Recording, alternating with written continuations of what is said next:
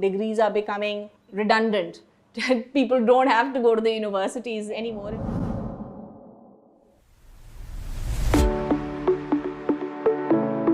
Don't be in a rush to make big money. Start small. Assalamu alaikum. My name is Shaista Ayesha. I am the CEO and Director of Seed Ventures.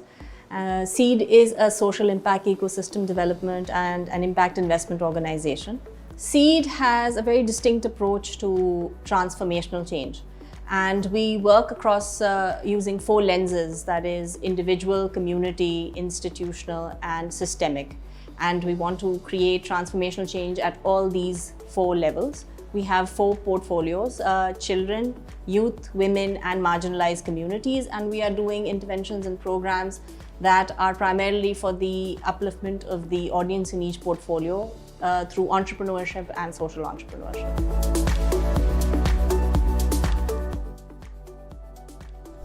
I think we are at a very preliminary level for a number of reasons. Connectivity is a major issue in our country. Digital literacy is a major issue in our country. And without the right levels of digitization, I don't think EdTech can work.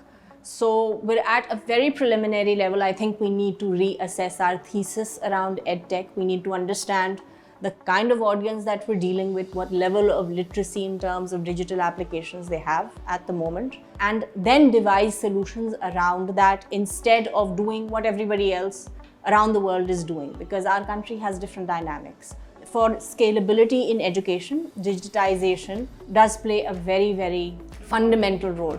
But the fact is that for that scalability to work, the right tools and the right resources need to be in place, which we're not there yet. Everybody that you have, in terms of smartphone penetration, almost everybody has a smartphone.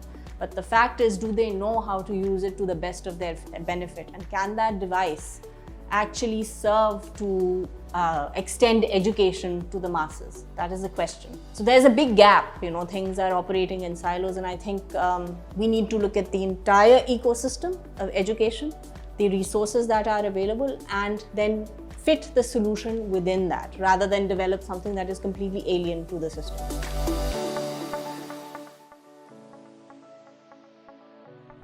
Our literacy numbers, where that is a challenge, it is a great opportunity as well. So, and the fact that children are intuitive by nature, so they will adapt to a technology really quickly. And in terms of EdTech doesn't require a physical space. So you develop a technology, can you extend it over a network? And I think the encouraging thing is that in terms of public schools, in terms of private schools, that network is already available.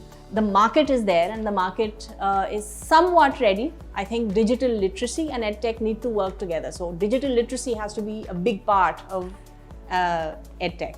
Right? Just using a device, how to use it, when to use it. So, I think what we need to do is we need to come up with solutions.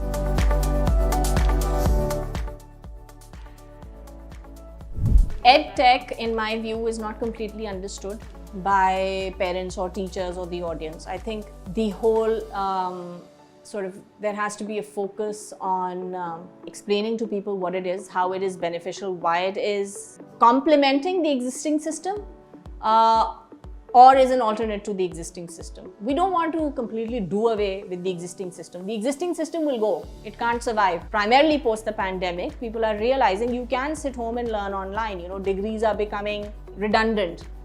People don't have to go to the universities anymore if they can sit home.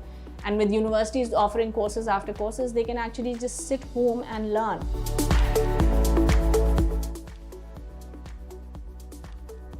It's been a long journey, at least in the last 10 years. Pakistan has come a long way. And, you find people now, 10 years ago, people might have, said, what is it that, and we heard so many things in terms of what startup, entrepreneurship was not a term used very commonly. And they were like, no, sorry, you become either a doctor or an engineer. Little knowing that you could have the technical education and still become an entrepreneur. You don't have to exclude one from the other. So we've come a long way, and I'm very happy to see how people are merging industries. You have healthcare and innovation, you have education and innovation. Also considering that our job market is saturated, I think they're moving to starting something of their own.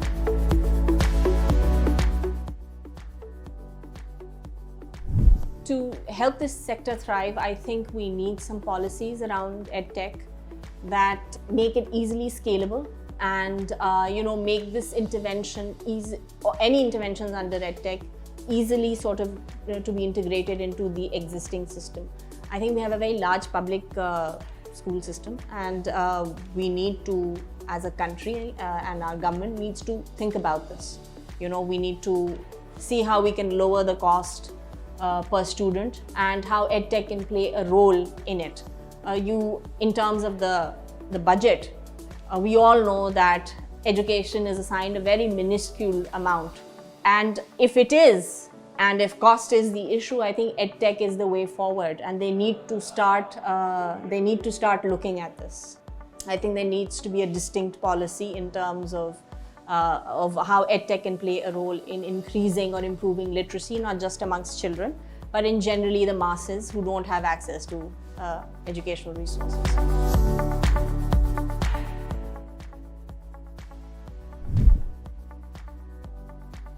Don't be in a rush to make big money. Start small and experiment and prove your concept first. Generally, when I meet young people, they're like, when are we going to get our first chunk of investment? The investment will come, or the money will come. Either you will make it or somebody will put it into your business, but get the business model right, and they're in such a rush for the money. Test and test and test again until you're absolutely sure that your proposition works or can become better, and then start looking for investment.